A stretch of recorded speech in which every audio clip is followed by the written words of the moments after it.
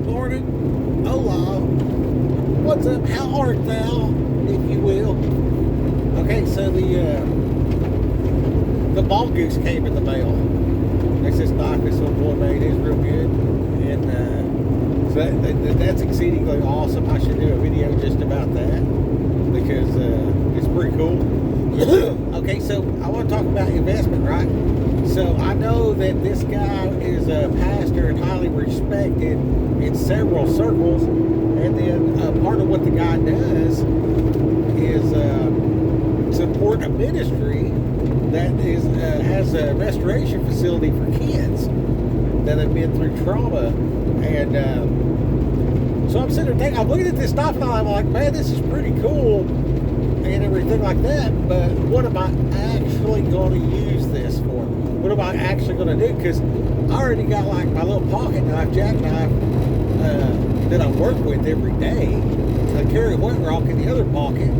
So I'm like, what am I really going to do with this thing? And then I got my butcher knife that I keep sharp. And I found it was very interesting the way this guy had designed the blade, and then the blade that I have on the other one, because I have kukris. I've sent about 3 styles of them.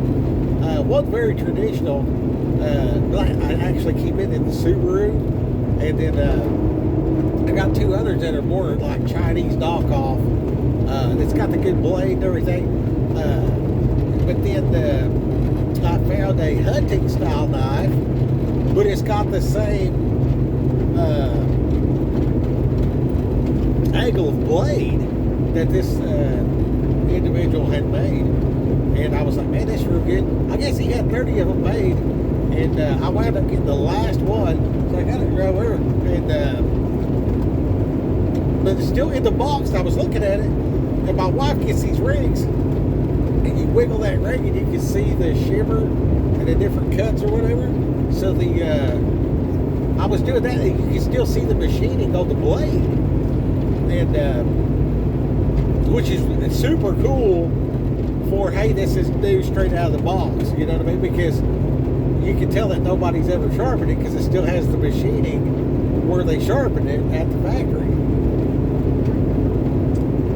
Being a unique angled blade, dare I say enchanted. I don't think it's enchanted, but I was saying to myself, you know, a lot of people wanted those and they sold out fast.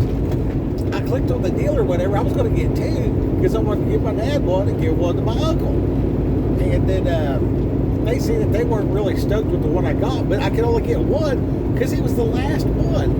And then I seen on there how the guy talked about they sold out fast, and he should have put it at offered it to a like in a tier program. You know what I mean? Offer it up here first, and you know I'm nobody, so.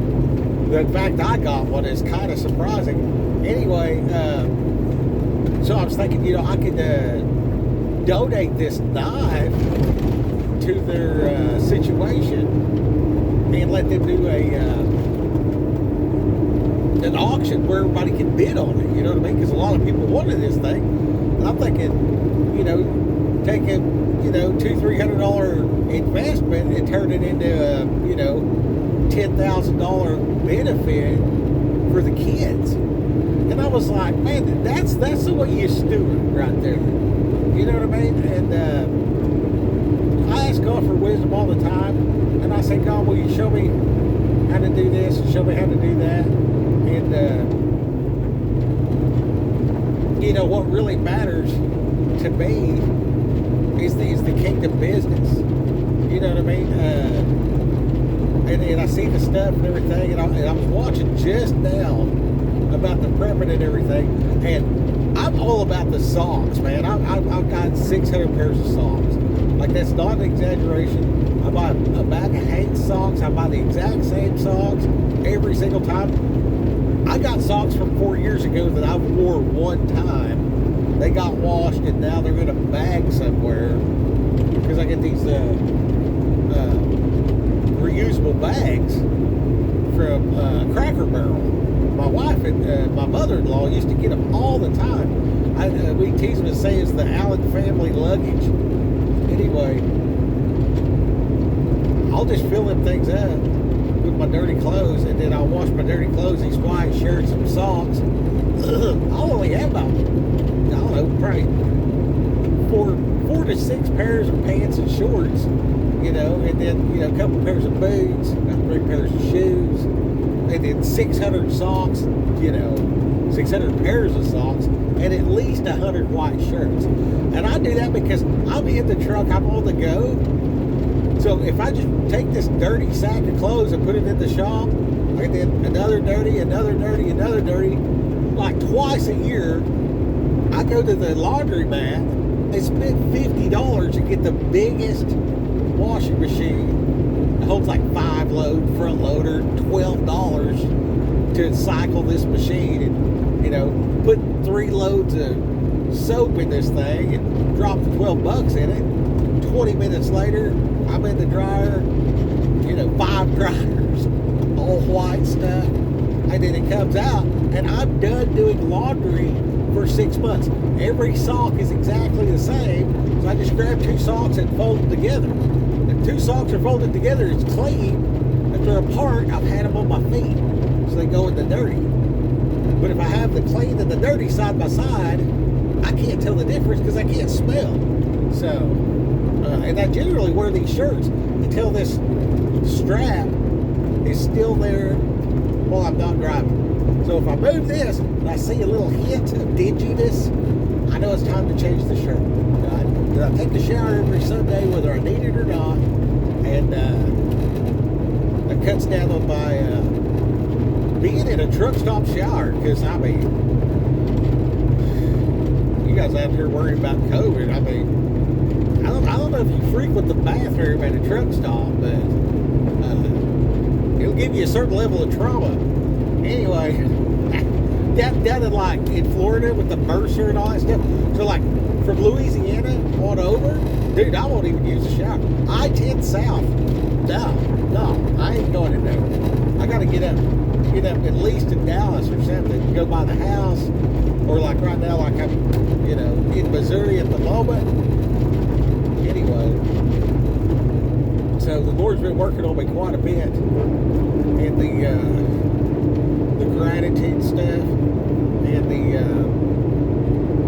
and I've been back in the books, and then the reflection of self, and there's a current unalive yourself attack on the kinfolk. I've seen it so many places. I've seen, I don't know how many preachers that are preaching. I seen a guy yesterday, well, the preacher at the Country Baptist, I think they call it. So they'll sing a song, they'll sing it in English. They'll do like 2 courses, and then they'll sing 2 courses in Cherokee, which is pretty cool. Anyway, they're real good people over there. And he was in the 10 Commandments, thou shalt not murder, some says thou shalt not kill, and all that. And he was talking about the difference between killing and murder. And he said all aggression is against God. All aggression towards another person is actually against God. So unless they're so far out of line that you have to, don't, was the gist of it. And which is, you know, rings true to me. And so that was real good. And then the other guy, he's like, you know, we got to speak out against suicide, you know, because that's a person. You're a people too. You can't unalive yourself. And he was saying how he's not a therapist and yada yada yada and all this kind of stuff. And then I see another preacher, and they're like, you know, hey, whatever you're going through, keep going, type of deal, you know what I mean? And I see another one, and I'm just like, oh, wow. You know what I mean? There is a serious, the church is under attack with the spirit of lethargy leading to depression and stuff like that. So the, you know, getting into, like, why you should work out.